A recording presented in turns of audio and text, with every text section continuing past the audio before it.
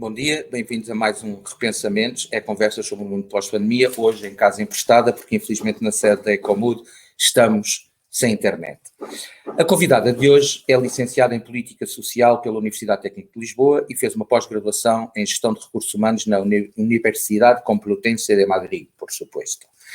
Dizendo-se apaixonada por gestão de pessoas, inovação e processos de mudança, iniciou a sua carreira profissional em gestão de projetos na área da responsabilidade social e tem já mais de 20 anos de experiência em consultoria. Pela cara dela não vos vai parecer, mas sim, são mais de 20 anos já, em consultoria e direção de recursos humanos em empresas de vários setores, da energia à indústria, das telecomunicações ao retalho, passando também pela banca e pelos seguros. Está na consultoria destas áreas desde 2006, tendo passado pela KPMG e pela Deloitte, assumindo a direção de diversos projetos na área de organização e pessoas em Portugal, Angola e Moçambique. Atualmente é parceira associada, ou Associate Partner, na antiga Ernst & Young, agora para os amigos EY. Bom dia, Marta Santos. Olá, bom dia e obrigada pela apresentação.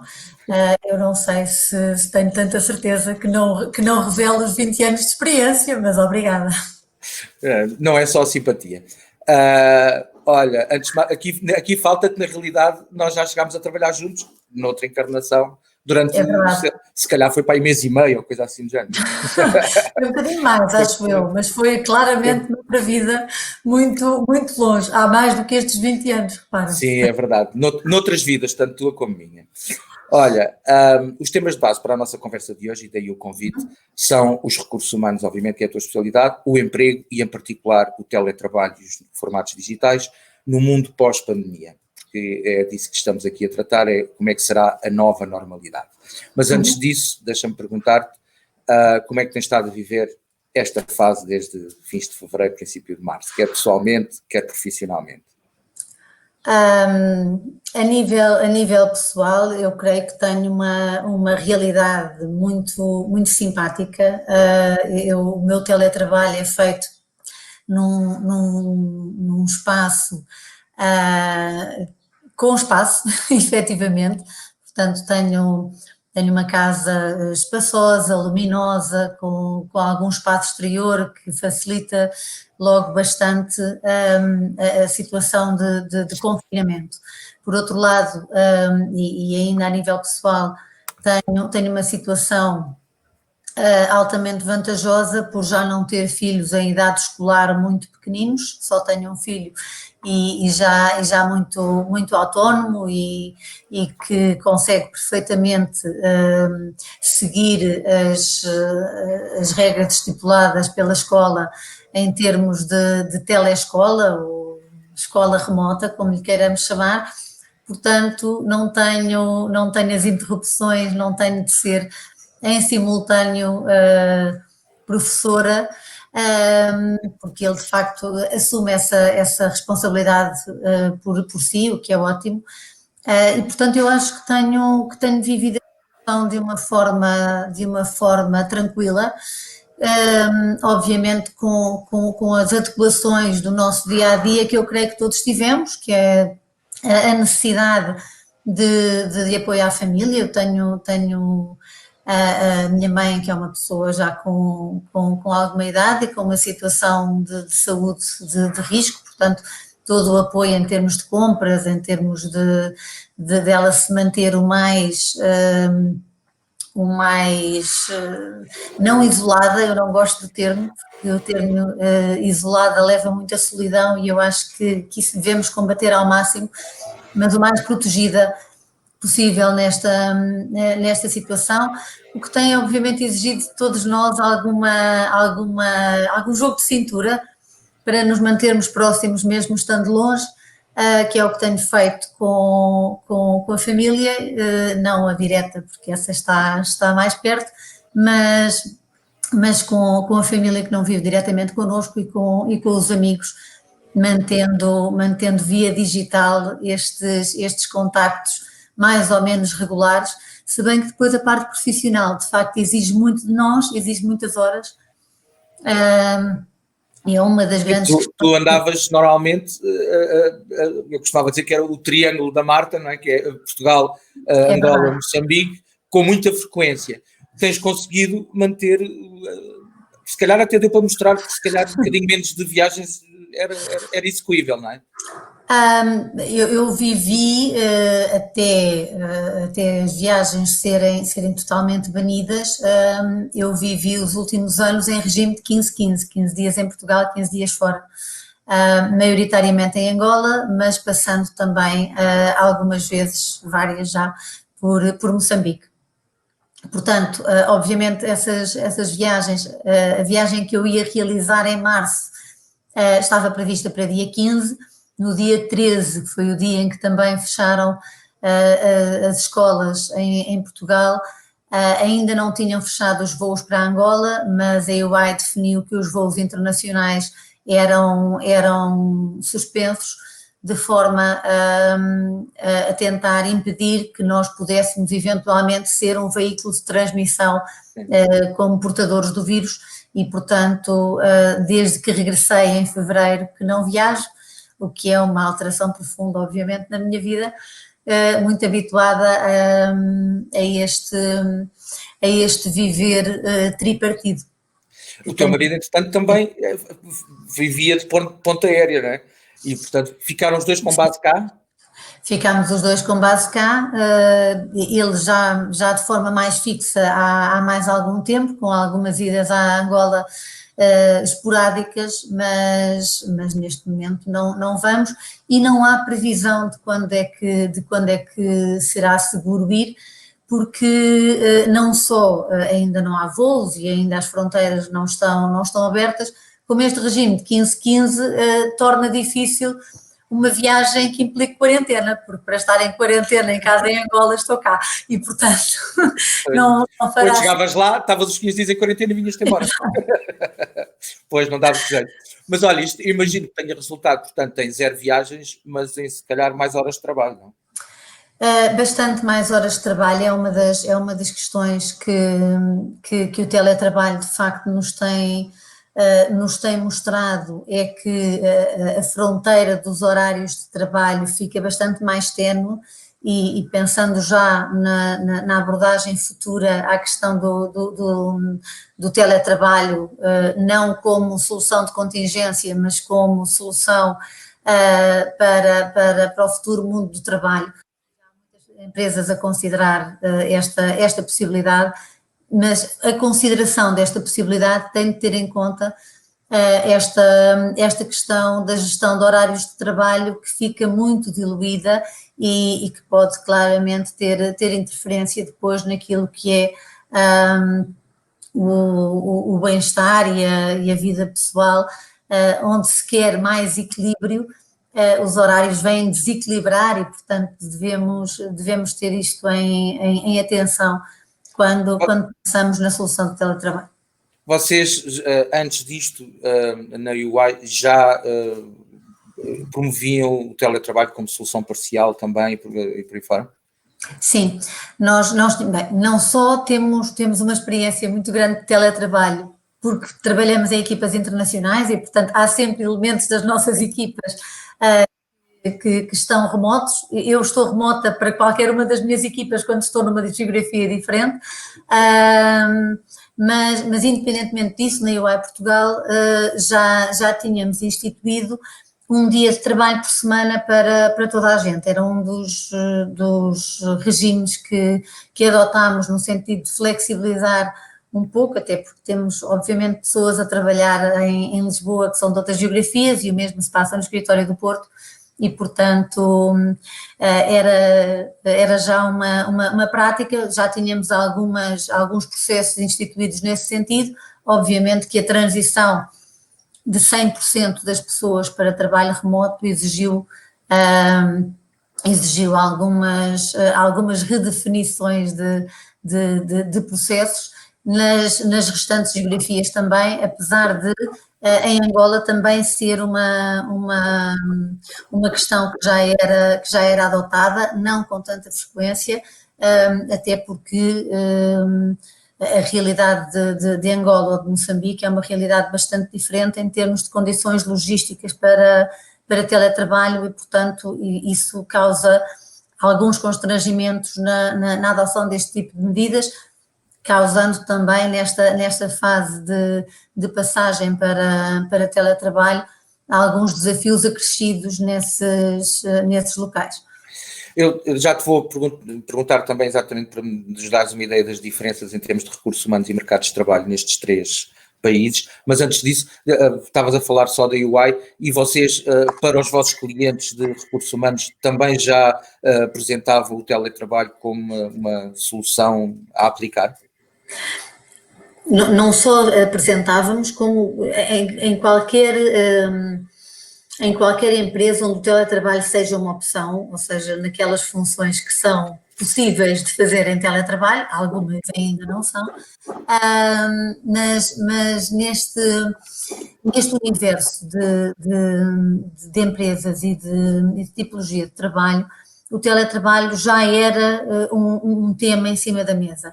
Havia muitas empresas a pedir-nos para fazer experiências, testes piloto, começar por algumas equipas, começar num sistema rotativo. Portanto, haver aqui alguma noção de que impacto é que o teletrabalho poderia ter a nível de produtividade, a nível da própria relação entre as pessoas, que é uma outra preocupação, porque de facto a nossa interação muda consideravelmente entre estarmos presencialmente e estarmos em regime de teletrabalho, e portanto já havia essa preocupação e essa tentativa de experimentar a flexibilização do trabalho pré-pandemia. Estão todas experimentadas. Não é verdade. Pois, já agora eu vou dar a minha experiência neste campo, que é curiosa, que é, nós já promovíamos o teletrabalho parcial, pelo menos, e desfazamentos de horários e tal, mas a parte do teletrabalho, sobretudo, por causa da nossa área, por causa da mobilidade e, portanto, para a poupança de emissões e por aí fora. E por muito que nós disséssemos aos decisores, aos empresários, aos CEOs, que normalmente isso resultava não só num aumento de produtividade, mas também num aumento de carga horária de trabalho, eles acreditavam pouco. Achavam que, não, as pessoas vão lá para casa, estão a fazer de conta que trabalham e pronto.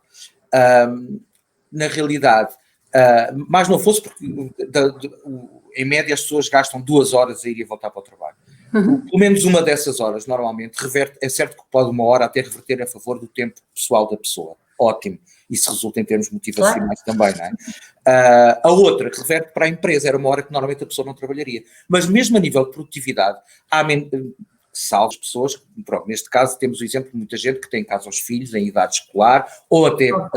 Ou mais pequenos ainda, e nós já tivemos algumas conversas destas em que andava o filho lá atrás a tentar ser vedeta também e por aí fora.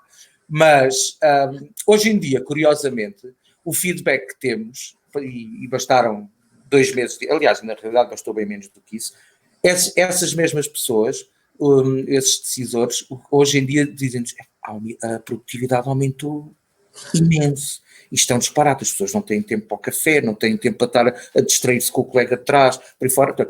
E o feedback que temos das pessoas que estão em teletrabalho, e que antigamente até eram as mais pró, tá, assim, muitos deles sim, confesso, porque tinham a perspectiva disto, 1 dia ou 2 por semana em casa era giro.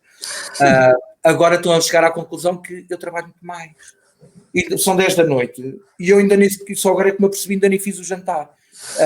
E nem é uma questão dos decisores e dos chefes, são eles entre eles, as próprias equipas, que vão exigindo mais uns dos outros e vão marcando coisas, e depois espera lá, eu já está, portanto, olha, e se tivermos uma call às 11 da noite? E são eles próprios que aumentam a sua carga horária e a sua produtividade. Imagino que seja o tipo de feedback que vocês vão ter também, não é? Nós temos, obviamente, o feedback que temos é bastante diverso. Há, de facto, a questão dos horários é uma questão indissociável desta realidade, até porque é uma realidade sem nenhuma preparação prévia e, portanto, eu acredito que num contexto de maior normalidade do que aquele que estamos a viver hoje, é necessário, de facto, haver teletrabalho com alguma regulação desta questão dos horários, porque a todos é importante que ela aconteça. A disponibilidade é fundamental, mas a nossa disponibilidade para a nossa vida pessoal e familiar também é uma regra que não podemos esquecer. Efetivamente, o tempo que se perde em termos de deslocações é um tempo ganho de ambas as partes. É um tempo, por um lado, ganho pelo trabalhador, até pelo desgaste que isso causa a grande parte dos trabalhadores no seu cotidiano. E, obviamente, este não desgaste também promove um maior bem-estar e uma maior disponibilidade para o trabalho da parte das pessoas. E, portanto, não só em termos de horário, mas em termos de predisposição, as pessoas acabarão por estar numa posição mais favorável com esta solução de teletrabalho. Sendo que também temos o feedback de pessoas que estão num teletrabalho num regime impensável, na verdade, que é não é um escritório dentro de casa, são 2, às vezes são 3, e é um escritório e mais 2 escolas, uma creche. Exatamente. De facto, num mesmo... Esses é que estão a ser os heróis neste momento, não é? Exatamente, e quer dizer, estamos a falar, e eu disse no início, eu tenho uma casa espaçosa, luminosa e com espaço exterior. A maior parte das casas que conhecemos não é assim, e são casas com um espaço muito limitado, com condições que, de facto, para acomodar tudo isto, já para não falar das condições logísticas, efetivamente, que é a necessidade de repente haver um computador ou um tablet para cada elemento da família.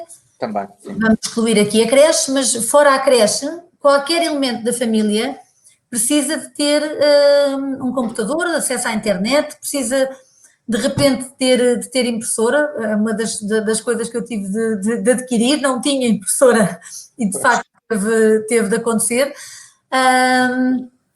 Olha, eu tinha e estava parada porque, como é para imprimir uma coisa ou outra de vez em quando, não está, depois o toner está sempre seco. E agora lá teve que ser também. Lá entrou em trabalho. Exatamente, não tão teletrabalho, mas em trabalho. Sim, mas ainda há pouco tempo, por exemplo, vi uma história de uma professora que não tem internet com largura de banda suficiente em casa e, portanto, o que ela faz todos os dias para ir dar aulas é ir sim, é aquela professora que dá aulas numa carrinha, eu vi. Exatamente, por exemplo, há situações, eu costumo dizer, nós não nos podemos esquecer que muitas vezes, quando falamos destas coisas, somos privilegiados, mesmo que não sejamos dos mais privilegiados, há sempre quem esteja em muito pior situação do que nós. Isso eu não tenho dúvida nenhuma. Olha, e já por falar nisso, como tu lidas com 3 realidades completamente diferentes, dá-nos uma ideia das diferenças, quer a nível de mercado de emprego, de recursos humanos, de postura de trabalho, e por aí fora, em Portugal, Angola e Moçambique. Olha, posso dar desde logo o exemplo daquilo que são as condições logísticas para a adoção do teletrabalho. Agora não estava a falar em teletrabalho em particular, é o trabalho em geral. Bem, o trabalho em geral é na realidade diferente porque estamos a falar, por um lado, de Angola, que é um país profundamente dependente do petróleo, não é? E, portanto, a diversificação da economia é um assunto muito falado, mas ainda pouco praticado. E, portanto, Angola vive neste momento uma situação duplamente difícil. Por um lado, a situação de pandemia que é obviamente uma preocupação muito significativa. Por outro lado, a queda abrupta do preço do petróleo, que entretanto recuperou ali alguma coisa, mas que continua abaixo daquilo que era a expectativa inicial. E, portanto, isto significa um olhar para o futuro com uma seríssima preocupação, e os impactos desta realidade no mercado de trabalho são ainda pouco dimensionáveis em termos de lançar um número para cima da mesa, mas são claramente preocupantes. Sim, porque a economia angolana, além de tudo isto, está e vai sofrer bastante com a questão do preço do petróleo, porque enquanto para os árabes e para os russos o barril a $20 ou menos é pacífico, para os Estados Unidos, por exemplo, e países como Angola ou Venezuela, que muito é do fracking e por aí fora, isto são preços já abaixo do custo de produção. Sim, qualquer coisa abaixo dos $30 para Angola é dramático, porque é de facto abaixo do custo de produção. Achas que isso vai resultar, agora aqui um parênteses mais da nossa área, Achas que isso vai resultar em Angola começar a olhar mais para as renováveis e tentar perder um bocado a dependência do petróleo? Olha, eu não me lanço muito nesse tema, porque eu vivo em Angola, ou entre Angola e Portugal, há 17 anos. E há 17 anos que se ouve falar na questão da diversificação da economia. Obviamente, durante aqueles anos em que o petróleo esteve acima dos $100, ninguém falava disto, porque era um assunto que não era assunto, pronto, não era tema, mas obviamente, e desde a primeira crise do petróleo e agora desde 2014, 2015, é um tema claramente em cima da mesa, mas é um tema difícil, porque a questão das renováveis é claramente uma questão que vai ser e que pode ser explorada em Angola. Tem uma série de condições que potenciam essa exploração, mas a diversificação da economia, em primeiro lugar, tem a ver com a autonomia alimentar, tão básico como isto. E a autonomia alimentar exige investimentos significativos a nível de acessos, a nível de uma rede que permita não só a produção, porque a produção existe, ou pode existir, é um país extremamente fértil e com umas condições fantásticas para a agropecuária, mas de facto é preciso depois haver vias de escoamento, é preciso haver entrepostos que garantam a frescura que toda a cadeia de valor seja passível de suportar a produção interna. E, portanto, tudo aquilo devia ter sido feito enquanto havia dinheiro, que foi desviado para outras coisas, não é? E agora que não há... Devia ter sido bastante mais veemente o investimento público de qualidade, vamos lá ver, porque houve de facto algumas coisas que foram feitas, mas que acabaram por também não ter a sustentação para se manterem enquanto obras públicas que deveriam ter tido uma durabilidade significativamente maior e que acabaram por darem mansões para alguns... desculpa, não é? As obras públicas foram mansões e coisas assim. Olha, e Moçambique? Nós na realidade somos bem irmãos, mas vamos tendo muito pouco conhecimento das realidades uns dos outros.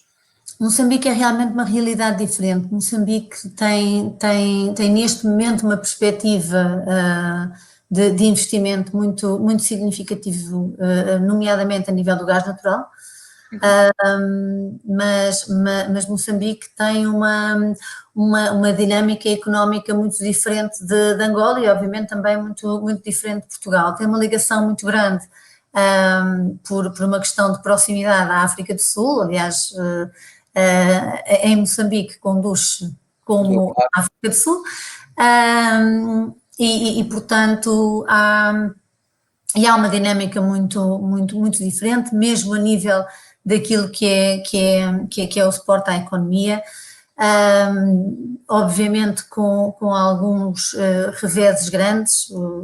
A situação que se viveu em Moçambique há relativamente pouco tempo na Beira deixou algumas marcas profundas. Moçambique vive ainda muito com apoios internacionais. As ONGs têm uma presença muito forte no terreno e, portanto, a dinâmica económica é realmente muito diferente.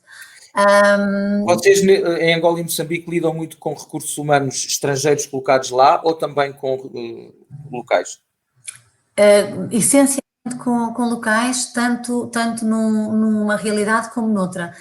Moçambique tem uma realidade bastante mais restrita em termos de lei de estrangeiros. Angola permite números gerais, porque depois depende do grau de escolaridade e do ranking das pessoas contratadas, mas números gerais, uma média de 30% de expatriados, até porque a indústria petrolífera, como sabemos, é muito baseada em mão de obra expatriada. Moçambique tem um limite máximo de 5% de mão de obra expatriada e, portanto, a realidade nesse campo é muito diferente. Pois, olha, não fazia ideia, por exemplo. Portanto, Moçambique obriga a que se apostem em formar os moçambicanos, é isso? Para que os recursos humanos sejam locais? Sim, quer dizer, Angola também tem, e nomeadamente na indústria petrolífera, que é quem tem mais mão de obra expatriada, também tem a obrigatoriedade de programas de angolanização, é assim que os programas se chamam, porque é realmente para formar angolanos para que possam assumir depois as funções que estão até aí ocupadas por expatriados. É um processo que tem vindo a dar frutos. Eu gosto de dar o meu exemplo, eu tenho uma equipa relativamente grande e neste momento pessoas, expatriados residentes, só tenho todo o resto da equipa É local. é local. E desenvolvemos trabalhos muito interessantes e obviamente as pessoas localmente têm a capacidade, têm também de ter a oportunidade. Sim. Olha, vamos então, isso é uma boa deixa para passarmos para o futuro e oportunidades e antes de mais, e já voltamos à tua área específica, mas no geral, o que é que tu achas que pode mudar com esta crise, com esta pandemia e com o que ainda aí vem em termos de crise, porque acho que ainda vamos ter várias novas normalidades ao longo do tempo. Assim, de repente, quais são as primeiras coisas que vêm à cabeça que poderão não ser mais como antes? Eu claramente acho que a normalização do trabalho remoto vem aqui introduzir um fator de mudança, claro, tanto a nível da flexibilização do trabalho em qualquer uma das geografias, e aqui é uma coisa, mesmo com as dificuldades logísticas acrescidas que a realidade de Moçambique e de Angola tem, neste caso até mais de Angola, porque depois temos a questão do fornecimento de energia que ainda é bastante mais incerto do que em Moçambique, mas a infraestrutura de internet, por exemplo, é melhor em Angola do que em Moçambique, portanto vamos estando ela por ela. Mas em qualquer das geografias o trabalho remoto foi experimentado e deu frutos e deu bons frutos. E aí é claramente uma questão que eu acho que para o futuro vai continuar a estar na equação. Por outro lado, isto leva a que, por exemplo, questões como viagens tão regulares talvez não sejam tão necessárias, porque se nós conseguimos nos últimos 3 meses, já passaram de facto mais de 3 meses, manter os contactos, manter os negócios a acontecer nesta realidade, provavelmente será possível repensar, eu não diria totalmente, e não diria que uma paragem abrupta de viagens seja um cenário possível, mas um corte claro naquilo que é a necessidade de estar presencialmente noutro local, acho que isso é obviamente uma realidade que vai ser de continuidade, digamos assim. E cá, entretanto, já vais notando alguns efeitos disto a nível de mercado de trabalho, de desemprego, de perspectivas, de não aumento normal de remuneração, não sei, já vais sentindo alguns efeitos, há algumas perspectivas, já imagino que vocês estejam, uma empresa como a vossa está diariamente a estudar tudo isto e no que é que isto poderá dar. Em que é que nos podes dar uma ajuda de perspectivação? Bom, nós não temos efetivamente esses números, eu acho que ninguém nesta fase terá esses números muito concretos. Mas vocês olham para eles com mais atenção do que o comum dos mortais, não é? Certo. Nós sabemos que há de facto uma preocupação grande das empresas, porque sabemos que há empresas com seríssimas dificuldades, nomeadamente pequenas e médias empresas, que esta paragem levou a um estrangulamento do qual temem não sobreviver, mesmo agora com a reabertura. E isso é de facto um problema. É um problema associado a Angola é muito dependente do petróleo, nós não somos na mesma medida, mas tornámos-nos extremamente dependentes do turismo, a um nível que um corte deste, como o que assistimos, que é praticamente total em termos de turismo externo, leva a que os impactos sejam muito fortes a nível do emprego nesse setor.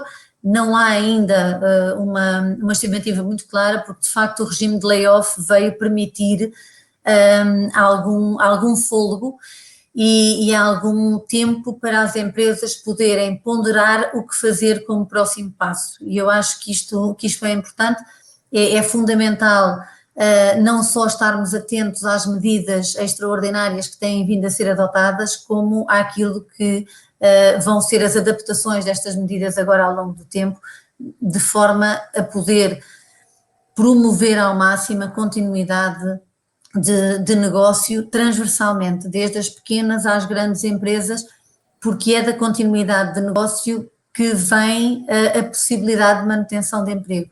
E esta é uma questão a que temos de estar, de facto, todos muito, muito atentos. E nós cá em Portugal, por cima, temos um tecido empresarial que é muito baseado, não tanto, nem sequer é bem em PMEs, é microempresas e autotrabalho. E em muitos casos, estas pessoas estão na perspectiva de ter que voltar a fechar as microempresas ou perder o seu autotrabalho e lá está, trabalhar para uma empresa maior com o que puderem ganhar, não é? Vocês já começam a sentir estas alterações no mercado de trabalho ou não? Neste momento já se sentem de alguma forma, mas ainda é mais uma preocupação do que uma realidade. Ainda é um ambiente de projeção do que poderá ser, do que uma realidade imediata. Exatamente porque ainda estamos ao abrigo de algumas medidas que nos permitem às empresas ir mantendo a sua força de trabalho e pensar como é que esta transição poderá ser dada com o mínimo de impactos. Essa é uma preocupação que nos tem chegado das mais variadas fontes. E além do teletrabalho, outra coisa que se está a perspectivar agora, até por causa do receio de andarmos todos na hora de ponta, nos transportes públicos e fora, será um maior desfazamento de horários e maior aplicação de turnos e por aí fora.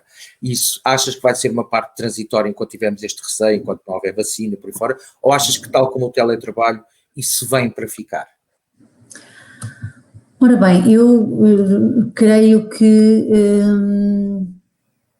algumas destas questões não vão passar, bem, primeiro também ninguém sabe quando é que a própria pandemia vai terminar, não é?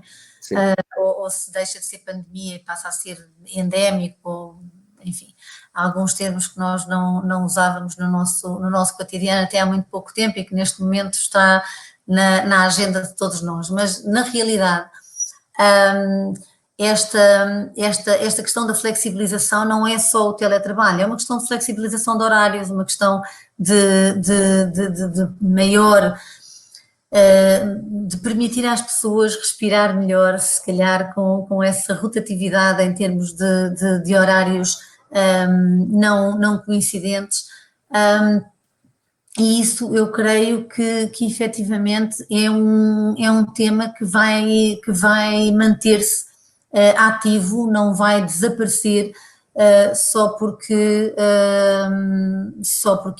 a pandemia acalma. Eu isso creio que... Vai ser como o teletrabalho, não é? Com a experiência vai-se perceber que é uma boa solução também, não é?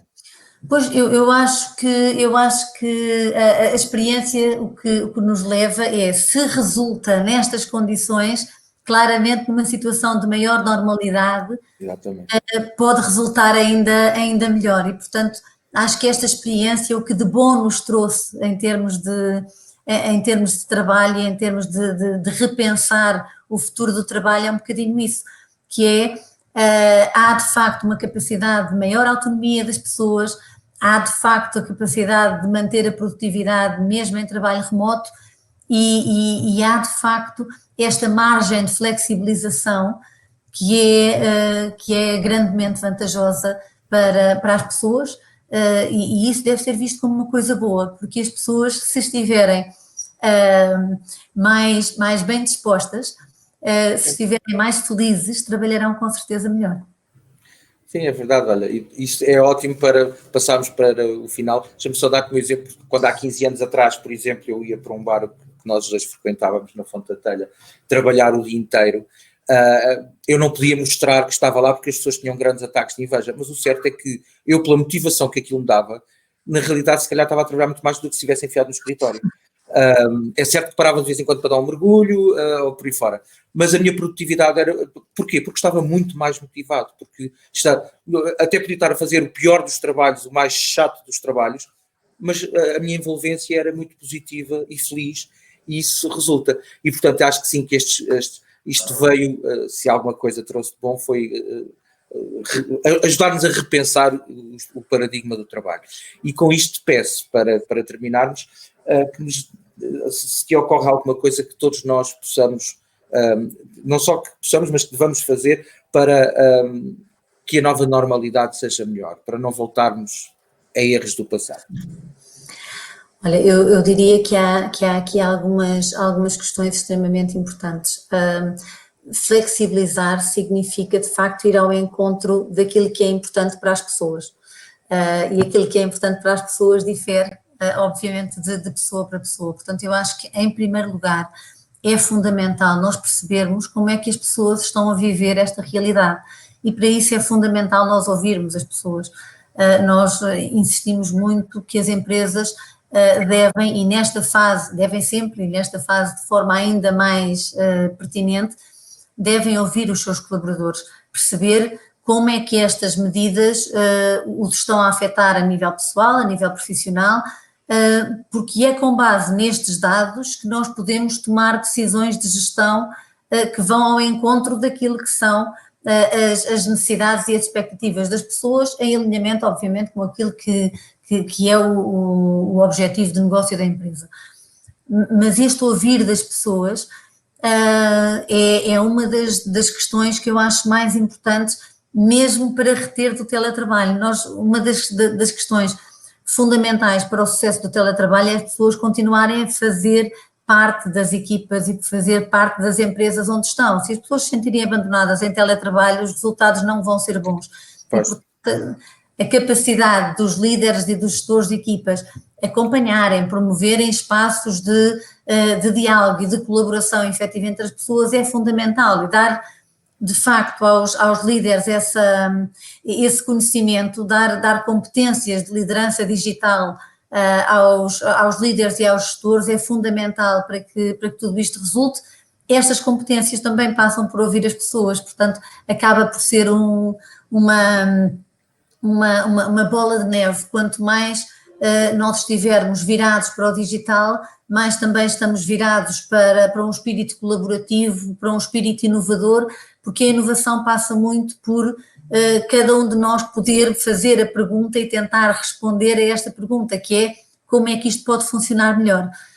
E de facto, se nós todos fizermos e deixarmos a resposta a esta pergunta em aberto para as nossas equipas, vamos com certeza ter um melhor mundo de trabalho.